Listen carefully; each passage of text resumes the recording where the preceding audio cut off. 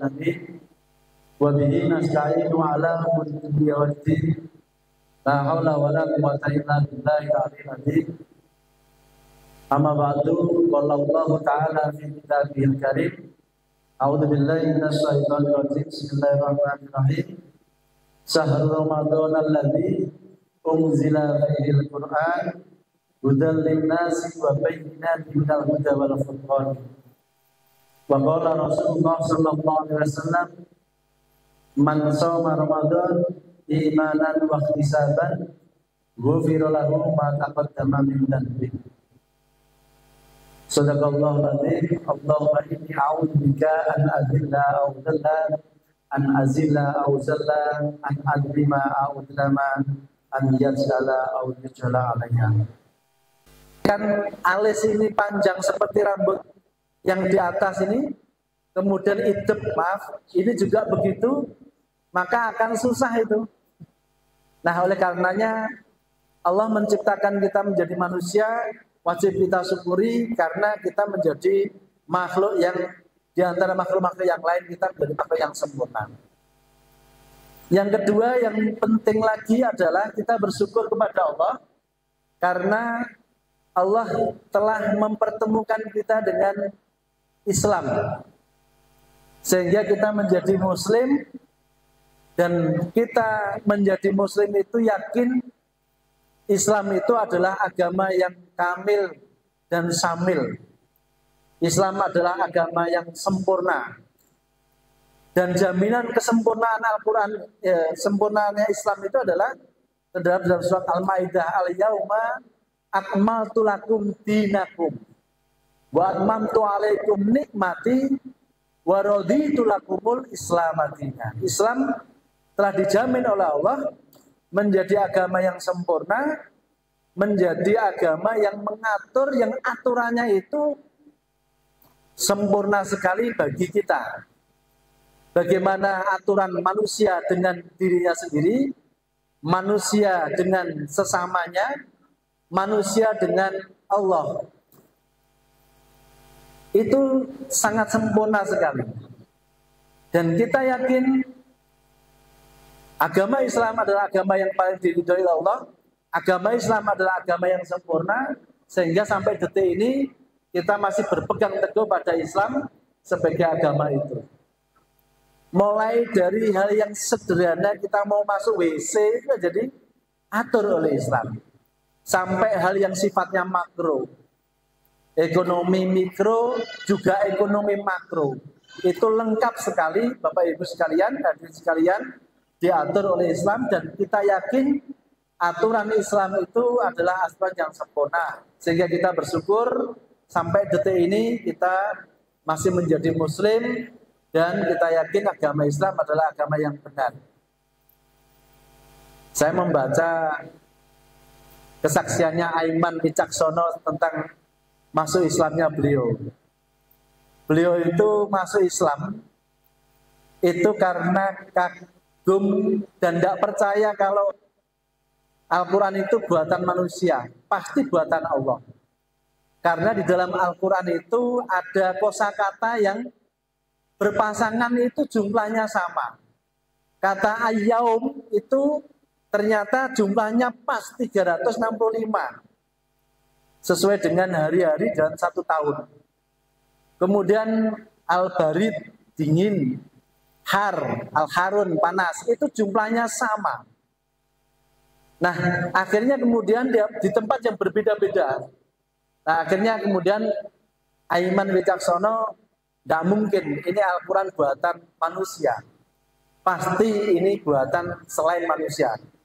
Dan akhirnya kemudian dia percaya itu.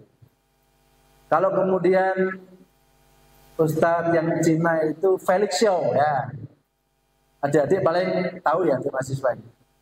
Felix Xiao itu maksudnya Islam itu justru kalau kita lihat, beliau kan banyak menulis buku. Beliau itu penasaran dengan buku yang namanya Al-Quran yang mengatakan dzalikal kitabu la raiba fi hudalil muttaqin. Ini kitab, ini buku la raiba fi, tidak ada keraguan di dalamnya. Kata-kata itulah yang kemudian menjadikan Felix itu iki kok pede tenan buku ini. Biasanya kalau membuat buku itu kan kata pengantarnya pasti ada kata-kata jika ada kesalahan, mohon masukan, kritikan, dan seterusnya oleh penulisnya. Nah ini Al-Quran, kata Felix, kok pede tenan, laroi bafi, hudalil mutan, tidak ada keraguan di dalamnya. Pede tenan.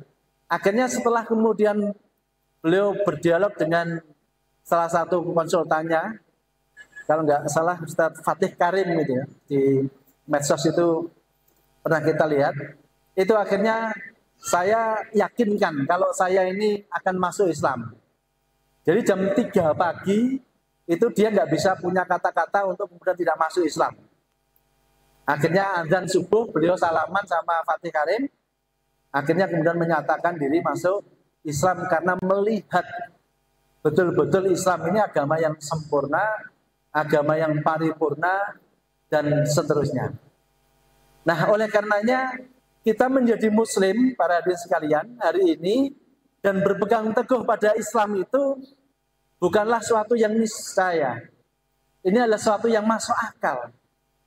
Karena jelas aturan-aturan di dalam Islam itu sesuai dengan fitrah manusia, tidak bertentangan dengan akal dan bisa menenteramkan hati ketika kita ada di situ.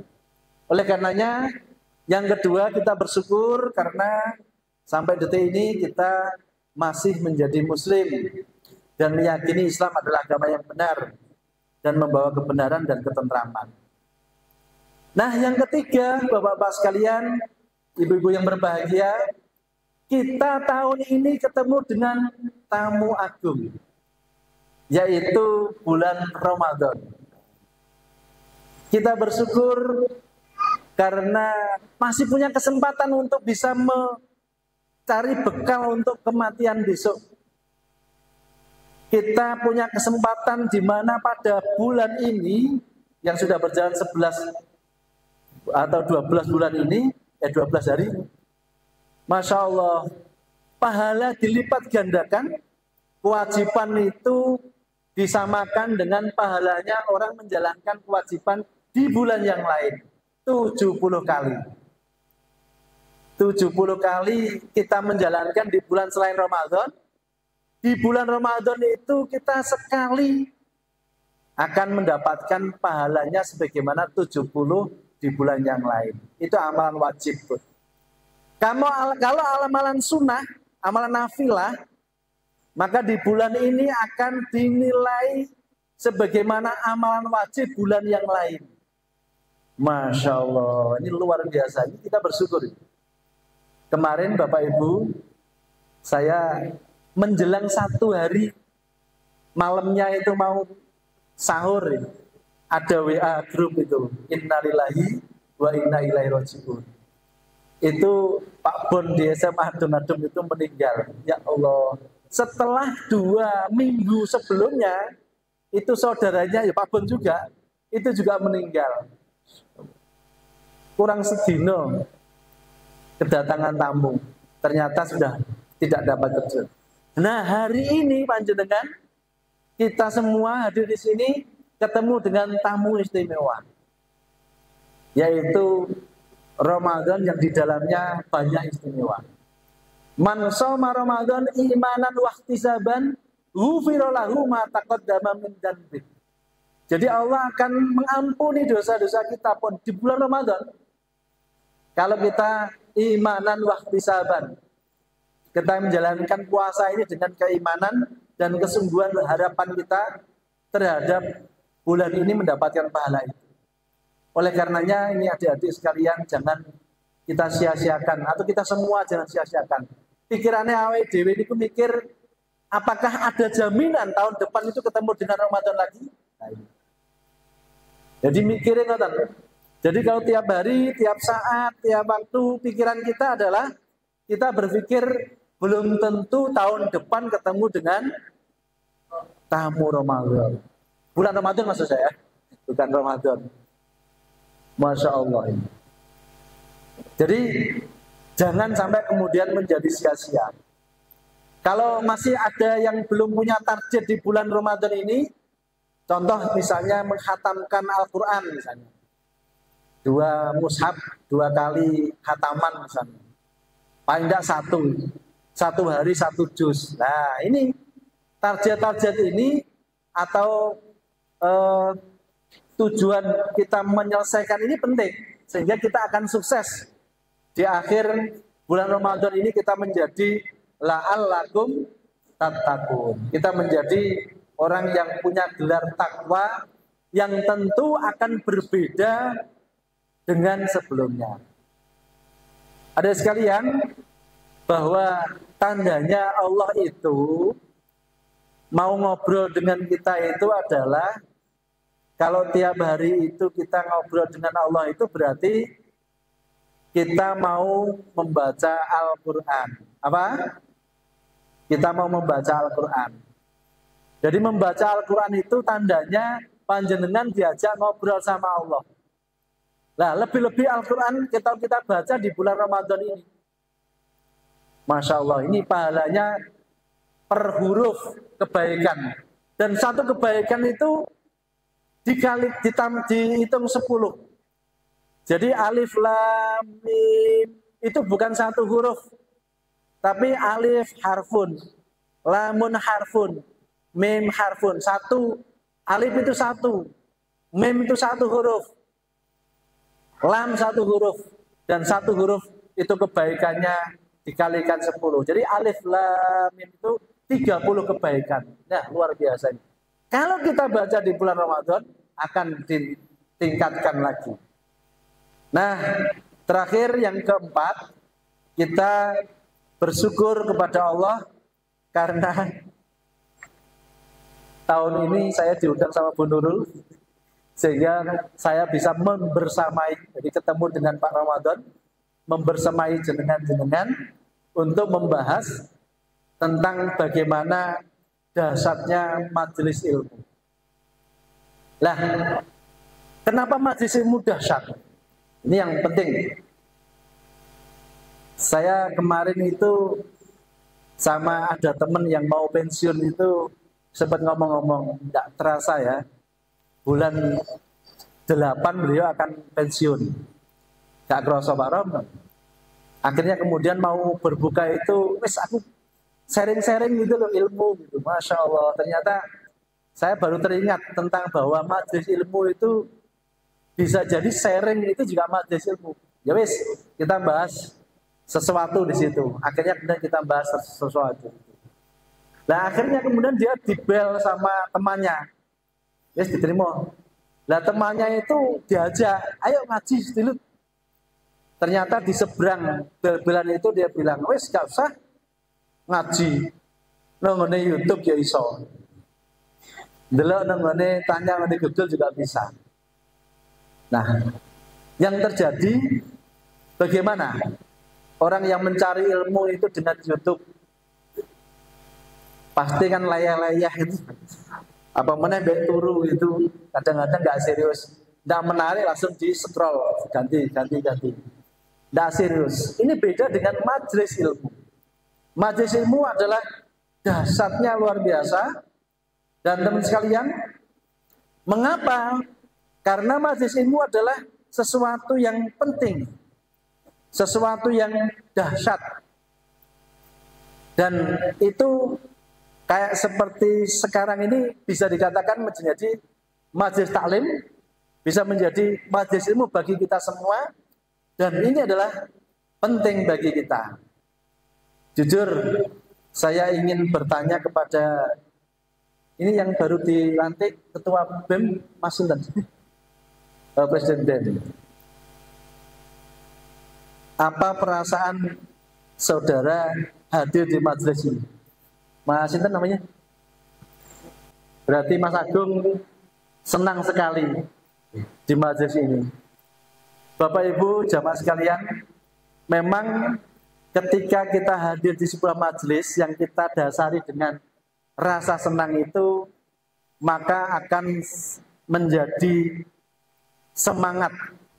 Majelis ilmu yang kita hadiri, maka akan menjadikan kita itu hadir itu semangat tanpa beban, bahkan kita akan merasa ada sesuatu yang di sini. Tapi Bapak Ibu sekalian, bisa jadi yang ada di sini datang ke sini, bisa jadi perasaannya bertolak belakang ini, yaitu tertekan. Ada loh, tapi nggak tahu. Orangnya bisa jadi ada di sini. Wongnya guyu kene kadang-kadang. Saya ini guru sudah lama, itu dicurhati sama teman-teman. Ngene loh, tiling noe. Jadi maka kurikulum saya itu cewek Bu Nurul. Itu rodok cerewet gitu. Bapak Ibu, waktunya masuk. Mohon silakan ditunggu sama anak-anak. Itu guru-guru yang lain yang sudah rodok bosen ngulang begitu, ini ternyata tertekan gitu masuk ke kelas. Merasa tertekan masuk ke kelas. Akhirnya kalau orang masuk ke kelas atau masuk ke majelis ilmu itu merasa tertekan, maka akan menjadi beban. Dan jadinya tidak semangat kalau kemudian orang itu majelis ilmu itu tidak dengan rasa senang tadi, tidak dengan kegembiraan. Maka yang terjadi adalah dia merasa tertekan dan akhirnya kemudian dia tidak full, energinya tidak full. Maka ini akan menjadi penyakit di kemudian hari. Oleh karenanya kita harus senang, tetapi senang saja Bapak Ibu, hadirin sekalian di majelis ilmu, itu tidak cukup. Karena rasa senang itu pasti ada di sini saja. Kita akan plong gitu ringan, kita akan merasa berbahagia, tetapi dimensinya hanya di dunia. Oleh karena bagaimana agar kita tidak hanya senang, tetapi kita tambahi dengan kita mengamalkan amalan-amalan yang wajib itu, kita takut akan mendapatkan dosa. Tetapi kita mengamalkan amalan sunnah itu, kalau yang amalan sunnah tetap melaksanakan mendapatkan pahala, kalau tidak melaksanakan tidak dapat apa-apa, itu menunjukkan bahwa tidak usah semangat, artinya ya biasa saja, berbeda dengan kewajiban atau yang wajib. Sesuatu yang mubah dengan sesuatu yang makruh. Sering itu anak-anak itu sering minta digugah malam hari karena ada pertandingan bersepak bola. Diwangi melean, padahal lihat bola itu kan hukumnya mubah. Diwangi ndelok yang mubah, akhirnya subuh keliwat meninggalkan yang wajib. Naudzubillah min dzalik. Nah, dengan majelis ilmu kita bisa membedakan mana yang wajib, mana yang sunnah, mana yang mubah, mana yang makruh, mana yang benar, mana yang salah, mana yang baik, mana yang buruk, mana yang benar, mana yang salah, mana yang kekal, mana yang fana, mana yang penting, mana yang tidak penting, mana yang banyak pahalanya dan mana yang sedikit pahalanya, mana yang menjadikan kita masuk surga, ataukah mana yang menjadikan jalan ke neraka. Itu dengan majelis ilmu. Sudah pantaskah kita ini masuk ke surga? Sering siswa itu kalau di kelas itu, satu kelas saya tanya, sudah subuh tadi, sing ngacung lu kena dihitung. Padahal SMA itu kan sudah balik. Masya Allah, subuh ditinggal. Padahal ini kewajiban. Ketika saya tanya, sudah pantaskah panjenengan kita ini masuk surga? Yo ngaku kabeh ora pantas gitu. Lu kok GR yakin kalau matinya lama? Ternyata idza jaa ajaluhum la yastakhiruna sa'ata wa la yastaqdimun. Tidak bisa diajukan walaupun sesaat, tidak bisa diundurkan walaupun sesaat, dan tidak bisa diajukan. Inilah gambarannya bahwa ternyata majelis ilmu itu luar biasa. Nah, paling tidak pada kesempatan ini, mudah-mudahan cukup, bahwa dahsyatnya itu kalau saya sampaikan pada kesempatan ini mudah-mudahan cukup, ada 5. Yang pertama, bahwa kita ketika masuk di majelis ilmu itu kita sedang menjalankan kewajiban. Kemudian yang kedua, kita dengan majelis ilmu akan diberitahu jalan ke surga. Yang ketiga, ketika kita tahu dengan majelis ilmu ini kita akan diberi pahala, dan walaupun kita istiwani apa jenis senduklu, sing sikile di depan, kita nyuwante ini adalah pahalanya luar biasa. Kemudian ada dengan majelis ilmu itu dosa-dosa kita akan diampuni, dan yang kelima nanti kita akan membahas tentang bahwa dengan majelis ilmu itu akan diangkat derajatnya. Yang pertama, bahwa kita ada di sini atau di majelis ilmu yang lain. Ketika kita ada di sini, ketika kita mencari ilmu di majelis yang lain itu, ketahuilah bahwa itu adalah kita sedang menjalankan kewajiban. Kita sedang menjadikan amalan itu adalah kewajiban agama. Dasarnya adalah ini. Hadis riwayat Ibnu Majah. Rasulullah bersabda, "Thalabul ilmi faridatun ala kulli muslim." Menuntut ilmu itu wajib atas setiap muslim. Jadi ketika kita merasa bahwa ini kewajiban agama, kemudian disitulah kemudian muncul majelis ilmu, maka berarti majelis ilmu sedang memberikan wadah untuk menjalankan kewajiban kita sebagai seorang muslim. Di kelas, mungkin bapak dosen atau ibu dosen, ketika jenengan masuk ke kelas itu jenengan punya perasaan masuk ke taman surga, punya perasaan untuk menjalankan kewajiban. Maka tidak hanya gembira, maka tidak hanya bahagia, tetapi akan mendapatkan pahala karena menjalankan kewajiban. Nah, ini penting. Kalau mindset kita sudah kita bangun, masuk ke majelis ilmu itu adalah menjalankan kewajiban, maka ya konsekuensinya akan dapat pahala. Nah, pertanyaannya, ilmu yang dimaksud ini apakah ilmu dunia ataukah ilmu akhirat? Ilmu dunia tok ataukah dunia akhirat? Kedua-duanya. Betul, kedua-duanya. Tetapi kalau dua pilihan, maka pilihlah ilmu akhirat. Ini. Dalam hal ini Rasulullah SAW mengingatkan ketika orang itu pandai dalam urusan dunia, sampai gelarnya itu jeduk profesor doktor, jadi ahli dalam urusan dunia, tapi urusan-urusan akhirat dia jahilun, maka ketahuilah Allah marah, Allah membenci, Allah nggak suka. Pinter, jadi gelar itu wakai nongarep, wakai sampai rakamot, tapi enak sitok ALM almarhum. Sampai jeduk profesor dokter dan seterusnya. Itu kalau urusan dunia, maka Allah membenci. Allah membenci.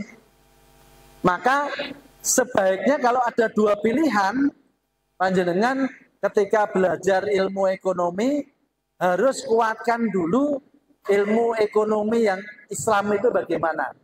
Pandangan ilmu ekonomi Islam yang mikro itu gimana. Ilmu Islam yang makro itu gimana. Bagaimana hukum pajak misalnya. Bagaimana hukum mudharabah. Bagaimana hukum ketika orang itu berserikah modal, kemudian modalnya belum dibagi, kemudian diambil itu gimana. Nah ini penting. Karena apa? Ini adalah kaitannya dengan urusan akhirat. Atau akad dua, kalau akad dua, satu transaksi dua akad. Bagaimana transaksi dua akad? Boleh enggak? Nah ini menjadi PR. Ini karena urusan akhirat. Jadi simpan pinjam, bukan simpan pinjam ya, membeli dengan cara kredit, tetapi di dalam klausul transaksinya itu ada satu, jika tidak bisa mengangsur maka akan didenda. Jika begini maka sekian-sekian. Nah itu berarti termasuk berapa akad di situ? Satu transaksi. Boleh enggak? Ini adalah urusan akhirat. Nah ini harus kemudian menjadi PR bagi teman-teman mahasiswa dan tantangan bagi para dosen untuk bisa mengajarkan ilmu yang perspektif Islam. Ini yang pertama, bahwa dahsyatnya majelis ilmu adalah karena ini adalah urusan kewajiban kita, kewajiban mencari ilmu, kewajiban agama. Yang kedua, Bapak Ibu sekalian dan berbahagia, yang kedua adalah kita dengan masuk di majelis ilmu itu diberitahu tentang jalan ke surga. Jalan ke surga. Nah, ini yang kedua. Nah, ilmu itu kemudian menjadikan petunjuk jalan pulang menuju surga. Ada kata-kata pulang di sini. Ada kata pulang di sini. Disebutkan bahwa man salaka tariqan yaltamisu fihi ilman sahalallahu lahu bihi tariqan ilal jannah. Ini hadisnya bahwa sapa wonge sing menempuh jalan, sing mlaku menuju ke majelis ilmu, menuntut ilmu, sahalallahu lahu, maka Allah akan memudahkan baginya tariqan ilal jannah, yaitu baginya jalan menuju surga. Ini ada dua kata-kata, yaitu tariqul atau tariqul yaltamisu fihi ilman, yaitu jalan menuju ke mencari ilmu. Dan yang kedua adalah tariqu ilal jannah. Kita bahas dua hal ini. Ini dalam hadis riwayat Muslim, hadis ke 7028. Nah, berikutnya penjelasan makna jalan itu ada dua, teman-teman sekalian. Ketika kita melihat tentang jalan menuju untuk menuntut ilmu, jadi kalau ada yang rumahnya Ngerau, ada yang rumahnya Kedongadem, ketika panjenengan datang ke majelis ilmu untuk ke sore hari ini ke sini, itu bisa berarti jalan yang sesungguhnya, makna yang sesungguhnya, yaitu berjalan kaki, naik sepeda motor ke majelis ilmu itu. Tapi bisa jadi menempuh jalan itu adalah makna kiasan, yaitu makna mengantarkan seseorang untuk memperoleh ilmu secara syar'i. Jadi secara syar'i itu adalah apa-apa hal atau faktor-faktor yang menjadikan dia dapat ilmu.